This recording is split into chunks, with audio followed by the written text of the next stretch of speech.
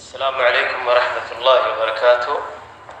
الحمد للہ رب العالمین والصلاة والسلام علی اشرف الانبیاء والمرسلین نبینا محمد وعلی آلہ واصحابہ اجمعین وبعد۔ سامعین کرام، آج درس عقیدہ ہے اور ہمارا عنوان ہے سفارش کرنے کے عوض تحائف قبول کرنا۔ یہ ان چیزوں میں سے ہے جو حرام ہے اور جنہیں معمولی سمجھ لیا گیا ہے۔ لوگوں میں اثر و رسوخ، بلند رتبہ یا کسی اعلیٰ منصب کا حصول اللہ تبارک و تعالیٰ کی طرف سے بندے پر بہت بڑا انعام ہے، بشرطے کہ انسان اس نعمت الہیہ کا شکر ادا کرے۔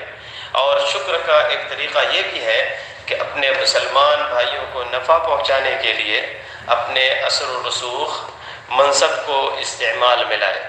اور یہ نبی کریم صلی اللہ علیہ وسلم کے اس عمومی فرمان میں داخل ہوگا کہ من استطاع منکم ان ينفع اخاہ فلیفعل۔ صحیح مسلم کی روایت ہے، تم میں سے جو اپنے کسی مسلمان بھائی کو نفع پہنچا سکتا ہو تو اسے ضرور نفع پہنچانا چاہیے۔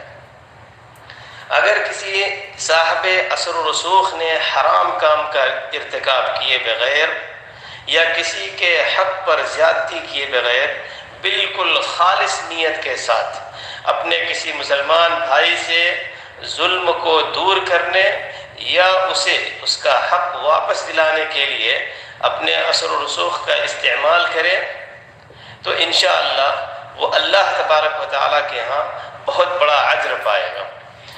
جس طرح کہ رسول اللہ صلی اللہ علیہ وسلم نے فرمایا، اشفعوا تؤجروا، اپنے مسلمان بھائیوں کی سفارش کرو، اللہ تبارک و تعالیٰ کے ہاں اجر پاؤ گے۔ لیکن سفارش کرنے کے عوض ہدیہ یا معاوضہ قبول کرنا جائز نہیں ہے، اور اس کی دلیل درج ذیل حدیث حضرت ابو امامہ رضی اللہ تعالیٰ عنہ بیان کرتے ہیں کہ رسول اللہ صلی اللہ علیہ وسلم نے فرمایا، من شفع لأحد شفاعة فأهدى له هدية عليها فقبلها منه فقد أتى بابا عظيما من أبواب الربا۔ جس نے کسی کی سفارش کی اور اس سفارش کے عوض اسے تحفہ دیا گیا اور اس نے وہ تحفہ قبول کر لیا تو اس نے سود کی ایک بہت بڑی قسم کا ارتکاب کیا۔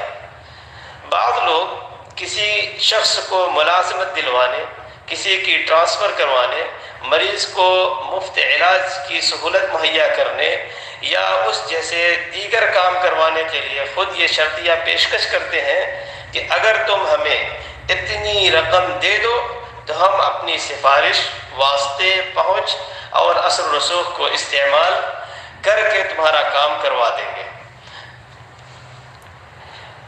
یہاں یہ بات اشارہ کرنا مناسب معلوم ہوتا ہے کہ اپنے معاملے کی دیکھ بھال کروانے یا کارروائی مکمل کروانے کے لیے اگر کسی شخص کو اجرت پر رکھ لیا جائے تو اس میں کوئی حرج نہیں، کیونکہ یہ اجارہ یعنی مزدوری پر کوئی کام کروانے کے قبیل سے ہے جو کہ شرعی شروط کے ساتھ جائز ہے۔ لیکن اگر کوئی اپنے اثر و رسوخ، وساطت، سفارش کو استعمال کر کے تب ہی کرے جب کہ اسے مال دیا جائے تب یہ ممنوع اور جائز نہ ہوگا۔